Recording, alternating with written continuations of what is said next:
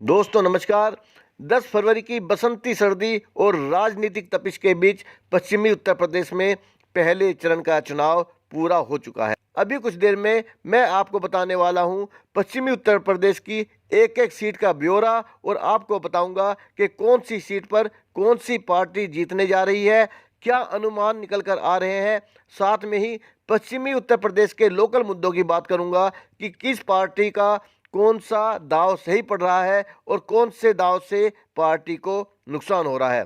सबसे पहले चुनाव की खास बातों की चर्चा करते हैं, उसके बाद में 58 सीटों की हार जीत की बात करेंगे।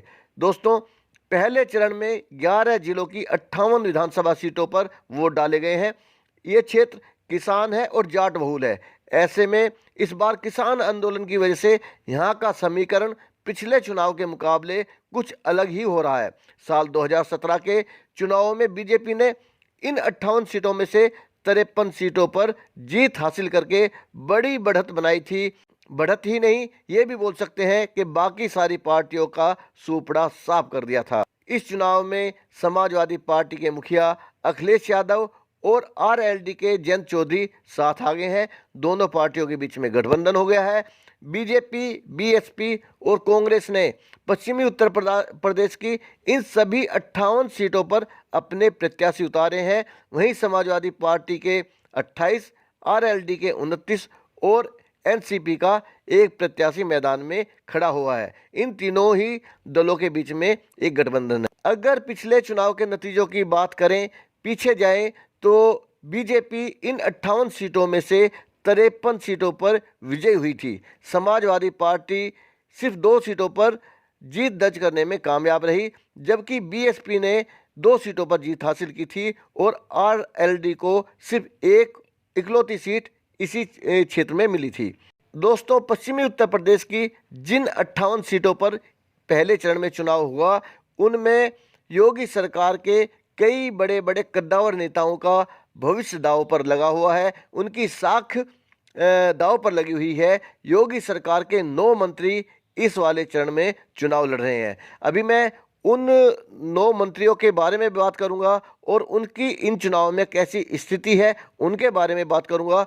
उसके बाद बाकी सीटों का ब्यौरा सिलसिलेवार मैं आपके सामने रखूंगा। तो दोस्तों, यूपी में गन्ना विकास मंत्री सुरेश राणा शामली के थाना भवन से चुनाव लड़ रहे हैं। सुरेश राणा शामली के थाना भवन से, तो उनकी स्थिति में बता दूं कि वो एक कठिन लड़ाई लड़ रहे हैं और उम्मीद है, अनुमान बता रहे हैं कि वो हार की तरफ को जा रहे हैं। विकास मंत्री सुरेश राणा। व्यावसायिक शिक्षा मंत्री कपिल देव अग्रवाल मुजफ्फरनगर से चुनाव मैदान में है। इनकी सीट भी इनके हाथ से निकलने वाली है। और यहाँ पे आपको मैं ये भी बता दूं कि मुजफ्फरनगर ये वही स्थान है, वो पश्चिमी उत्तर प्रदेश का एक तरह से ये गढ़ भी है और केंद्र भी है, क्योंकि पिछले चुनाव में इसी क्षेत्र में दंगे हुए थे और हिंसा हुई थी। बहुत सारे लोग दंगों में मारे गए थे। तो इसी क्षेत्र को इन्होंने एक प्रयोगशाला के रूप में इस्तेमाल किया भारतीय जनता पार्टी ने, और इससे भारतीय जनता पार्टी को काफ़ी अच्छी सीटें मिली और ये प्रचंड बहुमत के साथ में सरकार बनाने में कामयाब रहे। लेकिन इस बार मुजफ्फरनगर की सीट खतरे में है और भारतीय जनता पार्टी के हाथ से निकल रही है। अब आगे बढ़ते हैं। जल शक्ति राज्य मंत्री दिनेश खटीक मेरठ की हस्तिनापुर विधानसभा से प्रत्याशी हैं। इनका भी हारने का चांस पूरा है। इनकी भी लड़ाई काफ़ी मुश्किल है और जो वहाँ के लोकल लोग हैं मेरठ के, बता रहे हैं कि इस प्रत्याशी के हाथ से हस्तिनापुर विधानसभा की सीट खिसकती हुई नजर आ रही है। हस्तिनापुर के का जिक्र आता है तो यहाँ पर एक बात बतानी और ज़रूरी है कि ये वो सीट है जिसके बारे में माना जाता है कि जो भी पार्टी हस्तिनापुर विधानसभा सीट को जीत लेती है, उत्तर प्रदेश के अंदर उसी की सरकार बनती है। हो सकता है कि ये एक संयोग हो, लेकिन अगर भूत में काल में जाकर देखते हैं, पीछे जाकर देखते हैं, तो सारे आंकड़े बताते हैं कि ये तथ्य अपने आप में बिल्कुल सही है। इसके बाद में आगे बढ़ते हैं। चिकित्सा राज्य मंत्री अतुल गर्ग गाजियाबाद से चुनाव लड़ रहे हैं। यहाँ पर मतदान काफ़ी कम हुआ है, लेकिन लोगों की राय बता रही है कि इस सीट को अतुल गर्ग निकाल लेंगे और ये भारतीय जनता पार्टी के लिए एक अच्छी खबर हो सकती है। वन राज्य मंत्री अनिल शर्मा बुलंदशहर के शिकारपुर विधानसभा से चुनाव लड़ रहे हैं और लगभग हारना इनका तय है। ये सीट भी बुलंदशहर की शिकारपुर विधानसभा सीट भारतीय जनता पार्टी के हाथों से निकल रही है। वित्त और चिकित्सा शिक्षा राज्य मंत्री संदीप सिंह अलीगढ़ के अतरौली से मैदान में है, इनके भी चुनाव हारने की उम्मीद है। दुग्ध विकास पशुधन मंत्री चौधरी लक्ष्मी नारायण मथुरा के छाता से चुनाव लड़ रहे हैं, इनका भी अच्छा ग्राफ नहीं है, इन्हें वोट मिली नहीं है, ये सीट भी ये हार रहे हैं और यहाँ पे भी भारतीय जनता पार्टी को नुकसान होता नजर आ रहा है। ऊर्जा मंत्री श्रीकांत शर्मा मथुरा से चुनाव लड़ रहे हैं, इनका यहाँ पे अच्छा रिकॉर्ड चल रहा है, वोट अच्छी काफ़ी मिली है, ये अपनी सीट बचा लेंगे और ये भारतीय जनता पार्टी के लिए फिर से एक खुशी की बात मथुरा सीट हो गई है। 9 में से 6 मंत्री ऐसे हैं जिनकी अपनी सीट भी निकलनी मुश्किल है और इन 9 मंत्रियों में से इस वाले चरण में सिर्फ 3 मंत्री ऐसे होंगे जो अपनी सीट बचा पाएंगे और अपना चुनाव जीत जाएंगे। अब इससे आप अंदाज़ा लगा सकते हैं कि जब 9 मंत्रियों में से 6 मंत्री हार की कगार पर हैं तो बाकी विधायकों का क्या होने वाला है, इसका आप अंदाज़ा लगा सकते हैं। दोस्तों, अब आगे की बात करते हैं और मैं सारी सीटों का एक एक करते हुए उनका बताता हुआ चलूँगा। हो सकता है मैं आपसे समाजवादी पार्टी कहूँ या हो सकता है कि मैं आरएलडी कहूँ या मैं गठबंधन कहूँ, इन सब का मतलब एक है, भाजपा और समाजवादी पार्टी में ही मुकाबला है। तो हम सबसे पहले बात करते हैं कैराना, और कैराना की अगर मैं बात करूं तो ये ही वो सीट है जहां पर कुछ लोगों का कहना है कि कुछ लोग यहां से पलायन करके बाहर जा रहे हैं। पिछले चुनाव में इस चीज़ को भारतीय जनता पार्टी बनाने में कामयाब रही थी और पूरे क्षेत्र में इन्होंने अपनी बढ़त बना ली थी, लेकिन कैराना की सीट है समाजवादी पार्टी के खाते में जाने का अनुमान है। इसके बाद में उसी के साथ में थाना भवन की सीट आती है, समाजवादी पार्टी के खाते में ये सीट जा रही है। फिर आता है शामली भी समाजवादी पार्टी के खाते में जा रही है। बुढ़ाना विधानसभा क्षेत्र आती है, ये भी समाजवादी पार्टी के खाते में जा रही है। इसके बाद आते हैं चरथवाल, ये सीट है, ये भी समाजवादी पार्टी के खाते में जा रही है। पुरकाजी सुरक्षित समाजवादी पार्टी के साथ खाते में जा रही है। हम 6 विधानसभाओं की बात अब तक कर चुके हैं, लेकिन अभी तक भारतीय जनता पार्टी का खाता नहीं खुला है। मुजफ्फरनगर फिर आ जाता है, समाजवादी पार्टी जीत रही है। खतौली विधानसभा सीट है, समाजवादी पार्टी गठबंधन जीत रहा है। मीरापुर समाजवादी गठबंधन जीत रहा है। इसके बाद में आता है सिवाल खास मेरठ और बागपत के बीच में एक विधानसभा क्षेत्र है। यहाँ पे गुलाम मोहम्मद आराम से अपनी सीट निकाल जाएंगे, समाजवादी पार्टी के खाते में ये सीट जाएगी। मेरठ के पास है, अगर मेरठ से थोड़ा आगे बढ़ें तो सरधना सीट आती है, ये भी समाजवादी पार्टी के हिस्से में है। हसनापुर का फिर से वही जिक्र करूंगा, ये भी समाजवादी पार्टी के खाते में आ रही है, जो पिछले बार भारतीय जनता पार्टी के खाते में थी। किठौर विधानसभा सीट समाजवादी पार्टी के खाते में है। अब ये 14वीं सीट है मेरठ कैंट है, जहाँ पे भारतीय जनता पार्टी का खाता खुल रहा है और यहाँ पे भाजपा प्रत्याशी अपनी सीट निकालने में, अपनी सीट बचाने में कामयाब रहे हैं। 14 में से पहली सीट है मेरठ कैंट, जहाँ पे भारतीय जनता पार्टी का शून्य खत्म हुई है और एक सीट यहाँ पे इनकी हो गई है।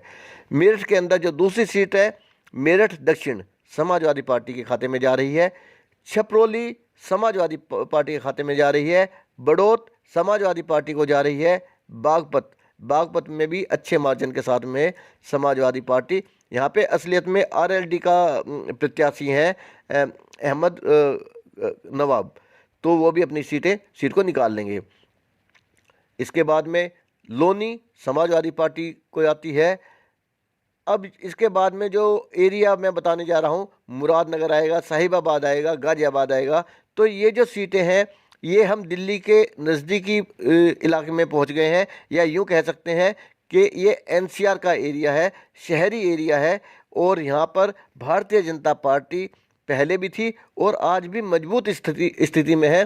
तो मुरादनगर में आके भारतीय जनता पार्टी को सीट मिलती है, साहिबाबाद में आके भारतीय जनता पार्टी को जीत मिलती है, साहिबाबाद भी भारतीय जनता पार्टी के खाते में जा रही है। गाजियाबाद सीट आती है तो ये भी भारतीय जनता पार्टी के खाते में जाएगी। यहाँ पर लगातार तीनों सीट भारतीय जनता पार्टी के खाते में आ रही है। इसके बाद में दिल्ली और मेरठ के बीच में जाते हैं तो मोदी नगर सीट आती है। मोदी नगर सीट समाजवादी पार्टी के खाते में जा रही है। धौलाना सीट समाजवादी पार्टी के खाते में जा रही है। हापुड़ ये भी समाजवादी पार्टी को जा रही है। गढ़ मुक्तेश्वर समाजवादी पार्टी को।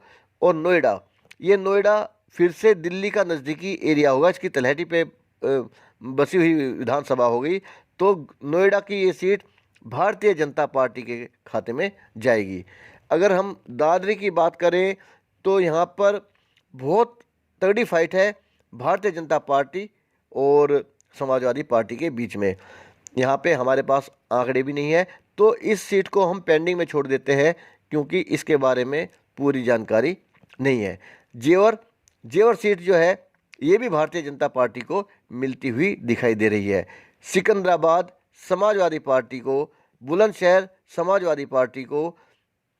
यहाँ पे एक शाना सीट आ जाती है विधानसभा शाना, ये भारतीय जनता पार्टी के खाते में जाती हुई दिख रही है। दोस्तों यहाँ पे मैं आपको एक बात याद दिलाना चाहूँगा कि ये मथुरा का एरिया है, बुलंदशहर है, अलीगढ़ है, हाथरस है, ये सारा जो इलाका था खुर्जा का है, ये सारा भारतीय जनता पार्टी का क्षेत्र है जहाँ पर अब से पहले भारतीय जनता पार्टी के विधायक बरकरार हैं। तो यहाँ पर समाजवादी पार्टी को इतनी सीटें मिलना एक अचरज पैदा करती हैं। तो यहाँ पर जो दिखाई दे रहा है कि किसान आंदोलन का फ़र्क यहाँ पे इस क्षेत्र में दिखाई दे रहा है क्योंकि लगातार 13 महीने तक यहाँ के किसानों ने दिल्ली के बॉर्डर पर आंदोलन किया था। सर्दी के महीने देखे, गर्मी की लुएं देखी, बरसात देखी, सारा सीजन उन्होंने देखा। तो भले ही आंदोलन ख़त्म हो गया हो लेकिन उनके दिल में जो 13 महीने का जो दर्द है, जो टीस है, वो अभी निकलती हुई दिखाई नहीं दे रही है। उसका खामियाजा यहाँ भारतीय जनता पार्टी को झेलना पड़ रहा है, लोगों का भारी विरोध झेलना पड़ रहा है। तो इस तरह से समाजवादी पार्टी आरएलडी यहाँ पर अच्छी स्थिति में इस बार दिखाई दे रहे हैं। अब बात करते हैं अनूप शहर की। यहाँ पर भी फाइट है, इसके बारे में बताना मुश्किल है। यहाँ पे भारतीय जनता पार्टी के साथ में बीएसपी की फाइट है, भारतीय जनता पार्टी और बहुजन समाजवादी पार्टी के बीच में यहाँ पे लड़ाई है। डिबाई सीट आती है समाजवादी पार्टी के खाते में जा रही है। शिकारपुर बीजेपी को सीट मिल रही है, शिकारपुर में भारतीय जनता पार्टी की स्थिति अच्छी है।